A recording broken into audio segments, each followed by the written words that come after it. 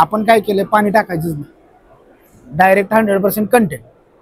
तुमचे बाकीच्यांचं 5 लिटर ते आपलं is equal to 1 kilo transport वाचलं. दुसरी गोष्ट प्रीमियम क्वालिटी भेटली.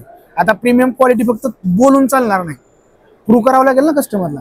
आता याच्यामध्ये बघा मी पाणी घेतलं, असा पाऊच येईल 10 ml कट करायचा, 20 लिटर जारमध्ये टाकून द्यायचं आणि डोजिंगचा स्ट्रोक तुमचा 4 लिटर पर आवर वरती ठेवायचा. म्हणजे एका पाऊचमध्ये तुम्हाला 5000 लिटर पाणी फिल्टर होऊन मिळेल. आता बघा याच्यामध्ये काय केलं मी, पाणी घेतलं, हाय स्केल, ठीक आहे, हा स्केल मी टाकतो पाण्यामध्ये, टाकला. आता अँटी स्केलरचं काम काय आहे सर, स्केल डिझॉल्व करणं, बरोबर. म्हणजे हा स्केल डिझॉल्व झाला पाहिजे.